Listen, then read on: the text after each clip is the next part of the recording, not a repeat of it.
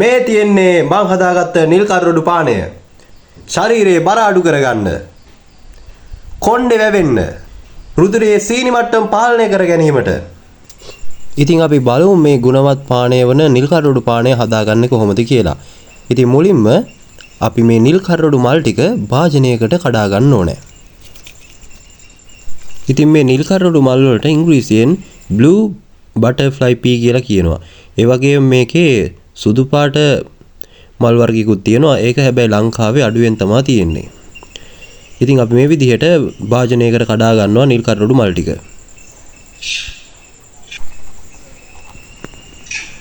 ඉතින් අපි මුලින්ම මේ කඩාගත්ත නිල් කර්රොඩු මල් ටික හොඳින් හොද ගන්න ඕනේ. අපි මුලින්ම මේක වතුර එක්ක දාලා හොඳින් සුද්ධ කරගෙන හොද ගැනීම සිදු කර ගන්නවා.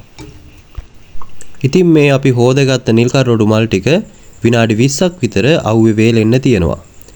ඉතින් මේ විදියට වේලුණාට පස්සේ මේ මල් ටිකෙන් අපිට නිල් කර්රොඩු පානය හදන්න පුළුවන් වෙනවා. ඉතින් අපි බලමු මොනවද අපිට ඕන වෙන්නේ මේ නිල් කර්රොඩු මල් පානය හදන්න කියලා. අපිට ඕන වෙනවා වේලගත්ත නිල් කර්රොඩු මල් ටික මේ. ඒ වගේම ලෙමන් ඕන වෙනවා.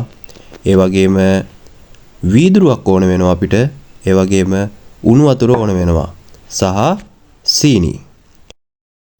ඉතින් මේ විදිහට වීදුරුවක් අරගෙන ඒකට අපි වේලගත්ත නිල් කර්රොඩු මල් ටික මේ විදිහට පුරව ගැනීම සිදු කරනවා. ඉතින් මේ විදිහට එකතු කරගත්ත නිල් කර්රොඩු මල් ටිකට අපි උණු වතුර එකතු කිරීම සිදු කරනවා. ඉතින් ඔයාලට පේනවා ඇති මේ වතුර එකට මේ නිල් පාට උරා ගන්න හැටි.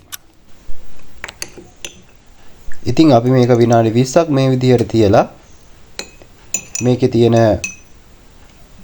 නිල් කර්රොඩු මල් ටික අපි හැන්දකින් අයින් කර ගන්නවා.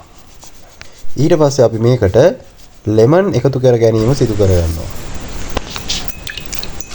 ඉතින් ඔයාලට පේනවා අපි ලෙමන් එකතු කරද්දී අපේ නිල් කර්රොඩු පානය නිල් පාටේ ඉඳන් රෝස පාට දක්වා හැරෙන ආකාරය. දැන් අපි මේකට සීනි එකතු කර ගැනීම සිදු කරනවා.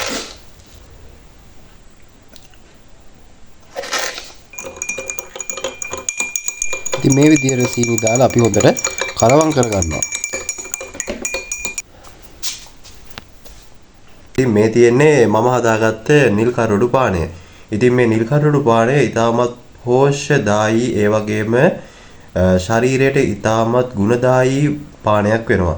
ඉතින් මේ පානය මුලින්ම නිල් පාට තිබ්බේ දෙහි දාම්මට පස්සේ මේක දම් පාටක් වෙනවා.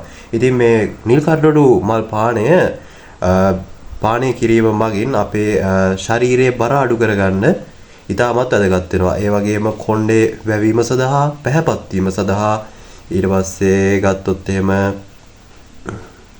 ප්‍රතිශක්තිකරණය වර්ධනය කර ගැනීමටත් මේ නිල් කර්රොඩු පානය ඉතාමත් වැදගත් වෙනවා.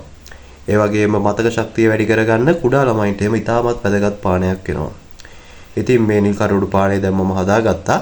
ඉතින් අපි බීලා බලමු මේකේ රහ කොහොමද කියලා.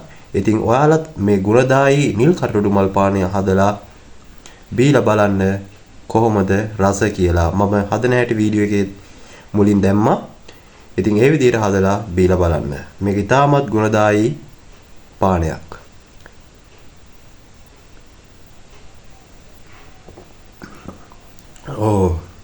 ඇත්තට මාර රහයි මේක.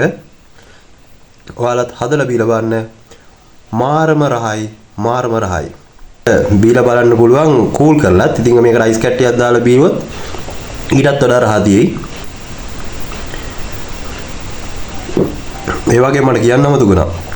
මේක ඇත්තටම සෙමට ගොඩක් හොඳයි. ඔයාලාට සෙම තියෙනවා නම් මේක බීලා බලන්න ඔයාලගේ සෙම නිට්ටාවටම සුව වෙනවා.